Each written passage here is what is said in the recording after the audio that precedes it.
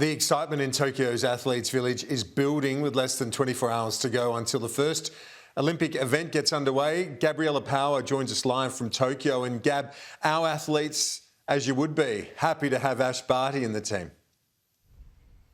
Very happy indeed. Wimbledon star Ash Barty landed in Tokyo last night and our athletes are over the moon. Although Ash Barty won't be staying in the Athletes Village, she will be going there each day. And although the opening ceremony here for Tokyo 2020 doesn't start until Friday night, the Olympic campaign does start at 9 o'clock tomorrow morning, and our Australian softball stars will be competing against Japan, and they're in Fukushima. And the reason they're there is to mark the recovery 10 years on from the devastating tsunami. But later tomorrow afternoon, the Matildas will be taking on New Zealand. So after a year-long delay, it is really starting to feel real here that the Olympic Games is just about to begin. And here's Olympian Jess Fox speaking about how pleased she is to have Ash Barty on the ground.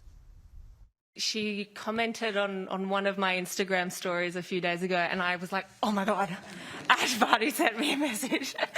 It was about coffee, actually. So, yeah, I didn't see her downstairs at the coffee, but when I was walking to the bus, I did spot her, and I was like, oh my God, Ash Barty's here. And how cool is it that I can say I'm one of Ash Barty's teammates in a way? And Gab, you're at the media centre. What's it like there?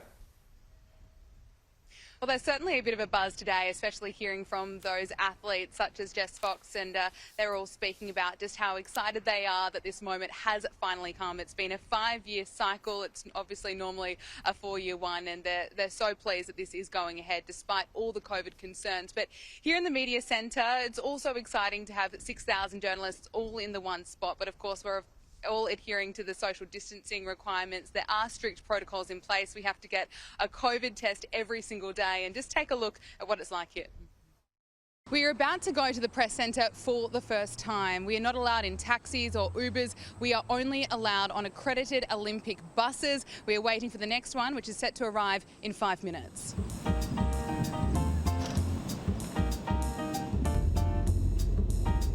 Driving through the quiet Olympic city before going through security checks. We have made it to the press centre. This is where thousands of journalists from right around the world will gather and report back on the Olympics. Here, I met Jarvis and James. You're from Hong Kong. When did you get to Tokyo? We've 4 days ago. 4 days ago, yeah, like Tuesday? Yeah, Tuesday. And how are you feeling about the Olympics? I'm very excited for this Olympic. I wait for so long because I love Japan so much. Upstairs, you'll find Australian journalists filing around the clock. There's a strong security presence, making sure we're adhering to social distancing rules. But importantly, it's time for a COVID test. This is the sample room. This is where journalists come to get tested for COVID-19 every day. We're given this pack. We use the QR code to register our details, and then we have this collection tube, and we have to produce 1.5 millilitres of saliva. This is where we drop off the sample to be tested. We'll be notified if there's a positive result. Lunch can be purchased at the dining hall in a COVID-safe way.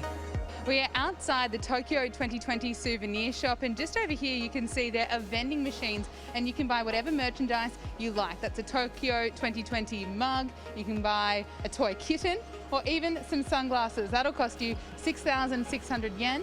A memento from one of the strangest Olympics in history. So, Kieran, we keep saying it, but it is going to be an Olympics like no other, and we'll be bringing you all the action live from Tokyo for the next few weeks. Gab, looking forward to it. Thanks for the update. Appreciate it.